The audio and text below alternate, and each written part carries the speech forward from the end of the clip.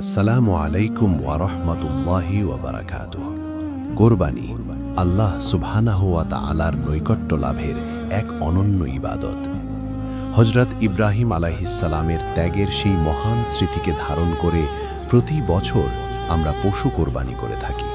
কিন্তু কোরবানির পর একটি প্রশ্ন আমাদের অনেকের মনেই আসে, কোরবানির মাংস বা গোশত কিভাবে ভাগ করা উচিত, এর সঠিক ইসলামিক নিয়ম কি? আজ আমরা কোরআন ও হাদিসের আলোকে এই বিষয়টি খুব সহজভাবে জানব। ইসলামী শরীয়তে কোরবানির গোশত বণ্টনের একটি অত্যন্ত সুন্দর ও ভারসাম্যপূর্ণ নিয়ম রয়েছে। ওলামায়ে কেরাম এবং ফিকাহের কিতাব অনুযায়ী কোরবানির গোশতকে 3টি সমান ভাগে ভাগ করা মুস্তাহাব বা অত্যন্ত সওয়াবের কাজ। প্রথম ভাগ নিজের এবং নিজ পরিবারের জন্য, দ্বিতীয় ভাগ আত্মীয় স্বজন, বন্ধু বান্ধব এবং প্রতিবেশীদের জন্য, এবং তৃতীয় ভাগ সমাজের গরিব, অসহায় ও দুস্থ মানুষদের জন্য। মহান আল্লাহ তাআলা পবিত্র কোরআনের সূরা হজের 28 নম্বর আয়াতে ইরশাদ করেছেন, অতএব তোমরা তা থেকে আহার করো এবং দুস্থ অভাবগ্রস্তকে আহার করাও। তবে মনে রাখতে হবে, এই 3 ভাগ করাটা ফরজ বা বাধ্যতামূলক নয়, বরং এটি মুস্তাহাব বা উত্তম। কারো পরিবারে যদি সদস্য সংখ্যা বেশি থাকে এবং তারা নিজেরা দরিদ্র হন, তবে তারা চাইলে সম্পূর্ণ গোশত নিজেরাও রেখে দিতে পারেন। আবার কেউ চাইলে 3 ভাগের বেশি গরিবদের মাঝে দান করে দিতে পারেন। এতে আল্লাহ তাআলা তাকে আরও বেশি উত্তম প্রতিদান দেবেন। এবার শুনুন ঠিক সমান ভাগের ব্যাপারে আরেকটি গুরুত্বপূর্ণ মাসালা।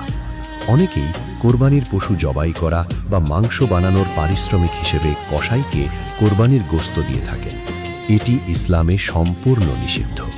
সহিহ বুখারী ও মুসলিম শরীফে হযরত আলী রাদিয়াল্লাহু আনহু থেকে বর্ণিত আছে, রাসূলুল্লাহ সাল্লাল্লাহু আলাইহি ওয়াসাল্লাম আমাকে কোরবানির পশুর গোশত, চামড়া ও আনুষাঙ্গিক কোনো কিছু কসাইকে পারিশ্রমিক হিসেবে দিতে নিষেধ করেছেন। তাই কসাই বা যারা মাংস বানাচ্ছেন তাদের পারিশ্রমিক আলাদা টাকা দিয়ে পরিশোধ করতে হবে। তবে তারা যদি গরিব হন, তবে পারিশ্রমিক দেওয়ার পর আপনি চাইলে তাদেরকে আলাদাভাবে দান হিসেবে বা হাদিয়া হিসেবে গোশত দিতে পারেন। প্রিয় দিনী ভাই ও বোনেরা, কোরবানির পশুর রক্ত বা গোশত কোনোটিই কিন্তু আল্লাহর কাছে পৌঁছায় না। সূরা হজের 37 নম্বর আয়াতে আল্লাহ স্পষ্ট বলেছেন, এগুলির গোশত ও রক্ত আল্লাহর কাছে পৌঁছায় না, বরং তার কাছে পৌঁছায় কেবল তোমাদের তাকওয়া বা পরহেজগারি।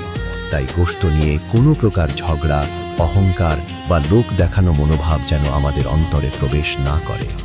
আসুন সঠিক নিয়মে কোরবানির গোশত বণ্টন করি এবং গরিব ও অসহায়দের মুখে হাসি ফোটাই। আল্লাহ সুবহানাহু ওয়া তাআলা আমাদের কোরবানিকে কবুল করে নিন এবং আমাদের আত্মশুদ্ধি অর্জনের তৌফিক দান করুন। আমিন। আসসালামু আলাইকুম ওয়া রাহমাতুল্লাহ।